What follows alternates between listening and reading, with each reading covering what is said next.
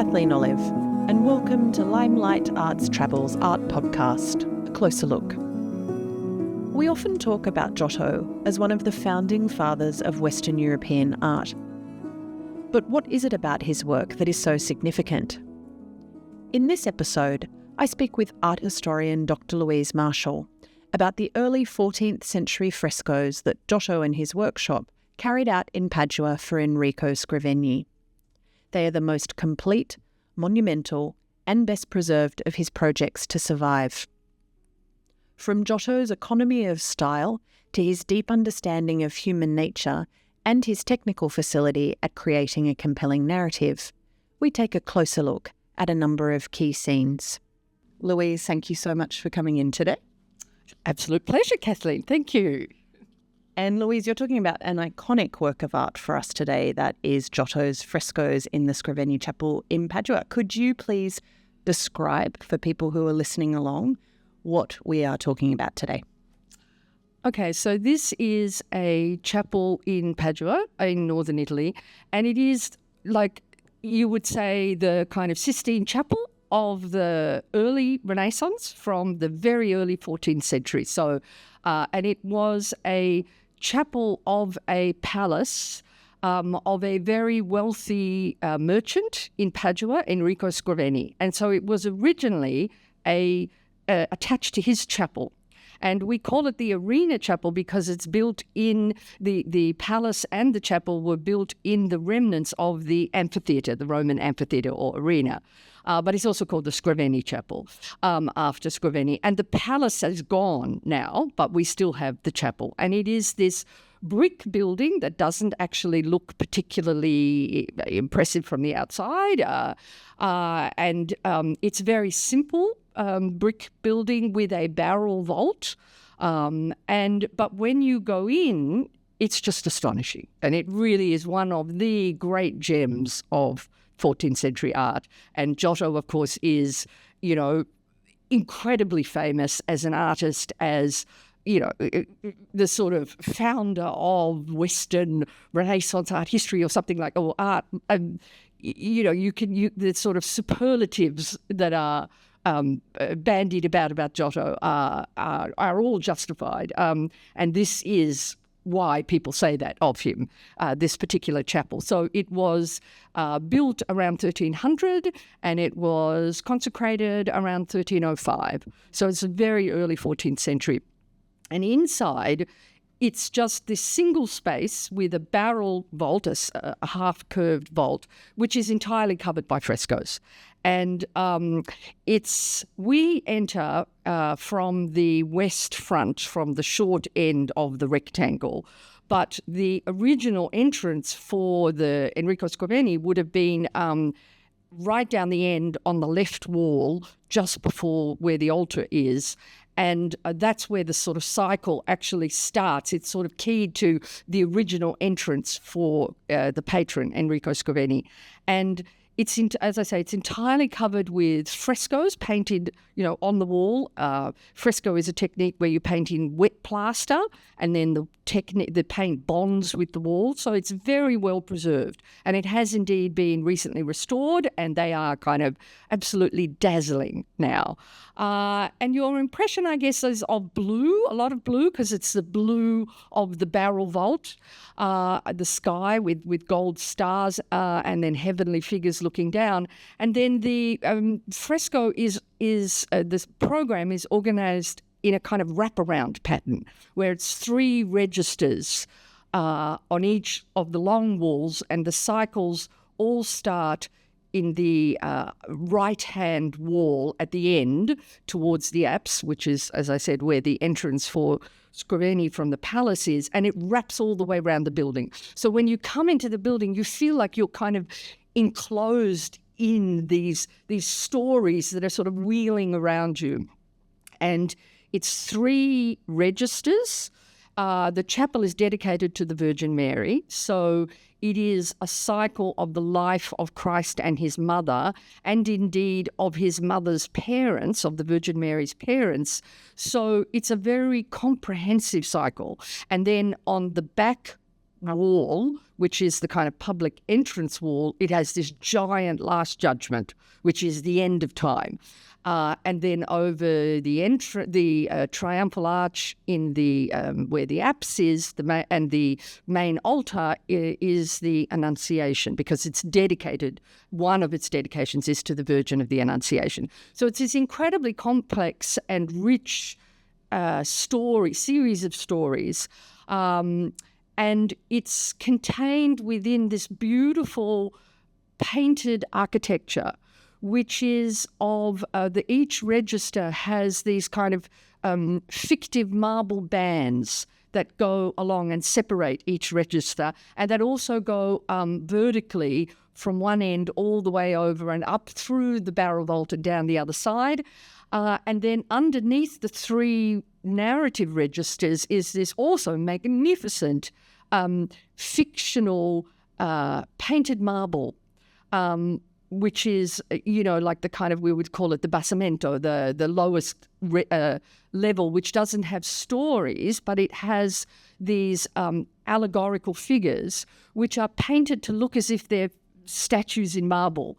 And they are on one side the virtues and on the other side the vices. So this is how you kind of, it's a whole comprehensive, very encyclopedic program about how you should be a good Christian and how you attain salvation by meditating on the life of Christ. Then you kind of, should adopt the virtues and shun the vices. And the imagery of the virtues and vices is very unusual. And the technique of the painted marble is gorgeous. And, you sort of see the shades, the patterning in the marble is so beautiful.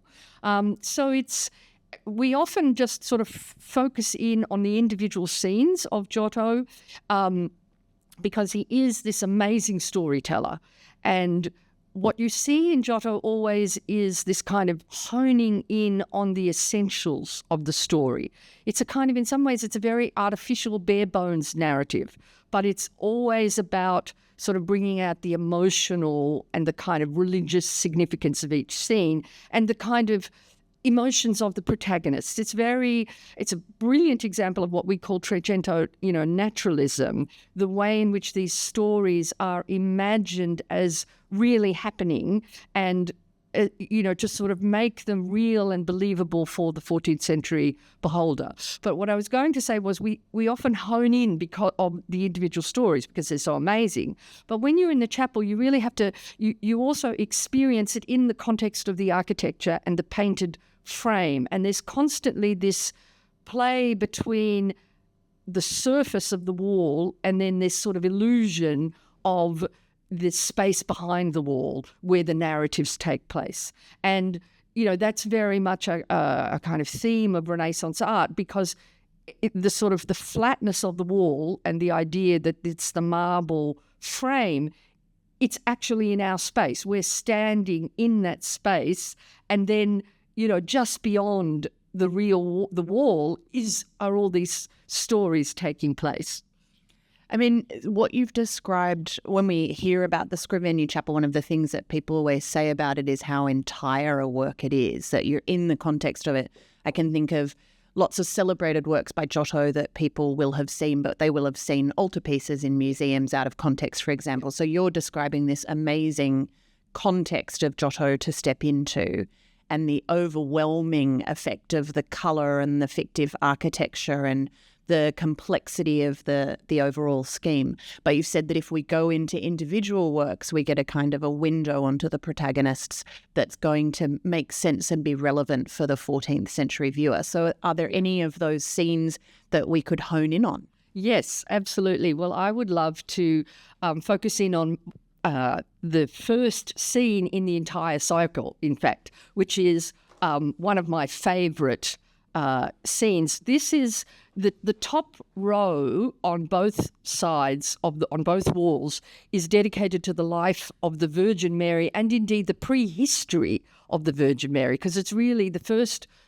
one wall is all about her parents, Joachim and Anna.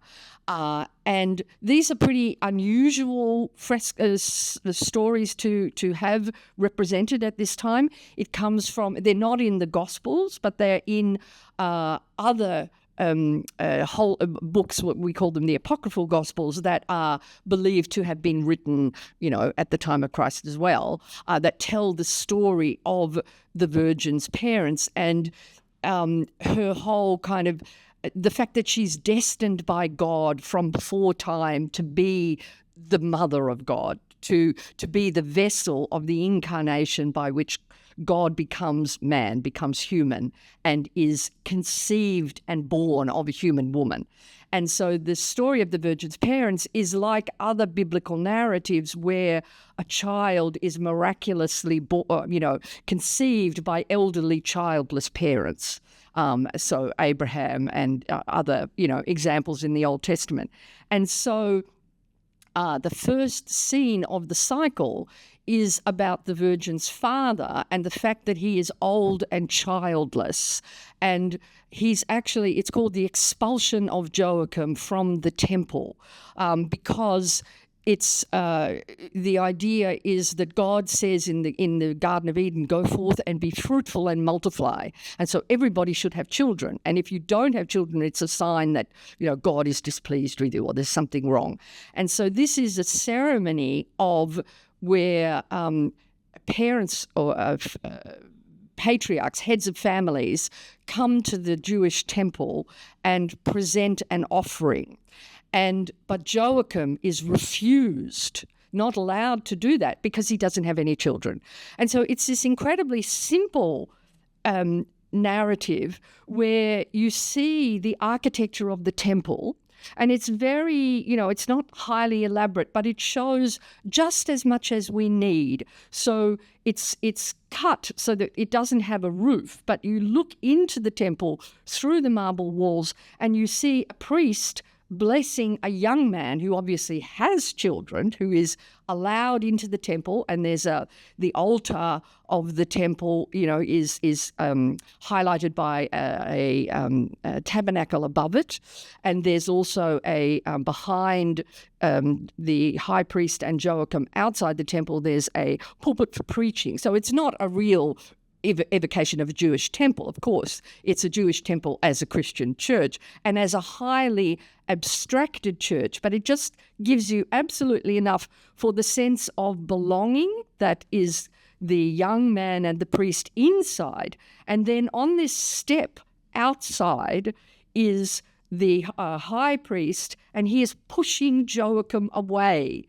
And Joachim is kind of cowering and he looks really sad and he's cradling his rejected lamb of sacrifice. And the priest is actually, he's got one hand on Joachim's shoulder and the other pulling on his sleeve, pushing him away. And it is this real sense of, the emotions of the protagonists involved. We can sense Joachim's anguish and grief, and they're poised right on the step, on the edge of the step, and then there's this blue empty space right next to them, which is Joachim being pushed out into the void, and it's so economical in its means and yet so emotionally potent. And that's what you see in Giotto all the time. There is this real interest in naturalistic evocation of places, of architecture, of landscape, and very much the weighty sense of the body, of the three-dimensional physicality of the body. Giotto is all about the weight of the figures. Everything is kind of very much vertical. His figures, they're, you very much feel the curve of his body underneath the cloth because of the way he does the lighting and the shade. But it is also about the emotions. He's incredibly psychologically acute, and that's what I love about these stories. And then, so, you go on and you see in the next scene, Joachim is so disheartened. He goes out into the countryside where he owns a farm. And, so it's also like it's a totally random, non-important episode, but it's there because it sets up a miracle that's about to happen. But this is Joachim being greeted by the shepherds in the next scene. And so we see a rocky landscape with a kind of shepherd's hut, and all the sheep are streaming out with the shepherds, and Joachim is advancing towards them, but he's all hunched over, bowed down. He doesn't look at them in the eye. And what is so psychologically acute also is the way the two shepherds look at each other. And there's this, one looks at the other in dismay. And we really see that expression of what's going on? Why is he so upset? And even the dog is coming out, bounding out to meet his master, and then kind of going, oh, what's the matter? Looking up in distress to Joachim's face. And also, of course, you see the beautiful use of the landscape there, which is a rocky shelf behind. It's very simple. It doesn't go very far into depth, but it functions as a perfect backdrop that starts very high on the right-hand corner and then goes down and literally frames the protagonist and leads our eye down because of the way the light hits the shelf of the landscape and, kind of goes right down. So the landscape is very much in harmony with the figures. And then the way the landscape directs us is in a later scene that of this same story about Joachim out in the countryside, because what happens is he goes to sleep and an angel comes to him in a dream and says, you will have a child. And so it's this thunderbolt of the angel's annunciation to Joachim. And so here we see this beautiful sleeping figure of Joachim in front of the shepherd's hut. Again, a very simple rocky landscape. But once again, the landscape is a diagonal that goes from in the upper left, right down to Joachim in the lower right, sleeping and mirroring the flight of the angel down towards Joachim, like as I say, like a thunderbolt coming down. And the angel is actually, we don't see its entire body. We just see the angel emerging from a hole in the clouds and coming straight down to Joachim. So once again, Giotto is all about, it's naturalism, but it's naturalism to support and enhance the emotional message of the story. So you've described emotionalism, naturalism, you've talked about framing devices. I've also heard you mention the Annunciation to the Virgin Mary being one of the scenes. Here we've got an Annunciation to Joachim. There'll be an Annunciation to Mary's mother Anne as well. Seems like there are a lot of parallel scenes and also parallel frames, the curving of the landscape. Yes. When Joachim's in the country, but also the way the architecture of the synagogue was kind of functioning in the exact mirror structure visually. So in conclusion, could you perhaps say something about how Giotto, as the head of a workshop, holds all of these conceptual and aesthetic and technical and practical considerations? How do you actually achieve a work on this level of complexity and technical mastery in the early 14th century? Well, obviously, Giotto was in Padua. He sees the building. Some people want to say Giotto was actually the architect because it's so simple. It cries out for, it's these flat walls, and then he just brings it to light and creates this painted architecture. I don't think he was the architect, but he comes to the site and he sees what is needed. He talks to the patron about what the patron wants, because it is the patron who chooses the subject matter, and then the artist will paint it. And in this period, the technique of fresco painting is a kind of complex layering.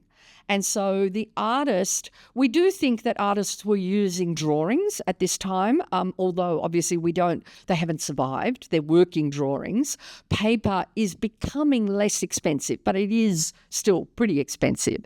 And so often we think in the 14th century, they may use templates almost for some of the figures made out of paper. But a lot of the planning would be on site, and there we do have underdrawings that survive, particularly when frescoes are damaged and they take the fresco off the wall. They're clever enough, sophisticated enough these days to be able to slice the layers so that they see the underlayer. So Giotto is the head of a workshop, which will be assistants of varying levels of skill, from the, the 9-year-old boy he's just taken on to someone who's been with him for many years and knows how to work with him. And they are like the extension of the painter's hand. And so all of these painters will help painting the frescoes. And, you might have someone who can, the levels of skill of the assistants will be keyed to the tasks that they do. So fresco involves, layers of plaster on the wall. And so the underdrawing, the synopia, is done on the wall. And then they will, use bobs to make the lines straight, weighted bobs, and they'll, rule up all the architecture. And then they will cover up with layers of plaster that go from very rough to smoother layers. And the final layer, where they're going to start painting, they only put enough plaster on the wall to stay wet for one day. And that's when you then paint. And it's really amazing, because when you think about that, the underdrawing is what's covered up when they paint. So they have to remember. So they have incredible skills, mnemonic skills, of being able, of course they have the guidelines of the rest of the underdrawing, but they still have to remember what they plan to paint. And you might have the master doing the heads and the faces, and then less skilled artists, assistants would be doing, the different, the landscape, or the, rocky landscape, the architecture, etc. But yes, an incredible amount of planning, but very much done in consultation with the patron and what the patron wants. And so the whole scheme of the Scrovegni Chapel has often been interpreted in terms of the expiation of the patron, Enrico Scrovegni, for lending money at interest, which is a sin, usually. And so it really is a whole kind of apology and acknowledgement of sin, and then hope that this wonderful offering will stand the patron in good stead at the end of time, as we see in the Last Judgment. So it is a really amazing monument to 14th century art. You've been listening to Limelight Arts Travels podcast, A Closer Look. It was recorded on the lands of the Gadigal people of the Eora Nation, and we acknowledge and pay our respects to the traditional custodians of this land and their elders past and present.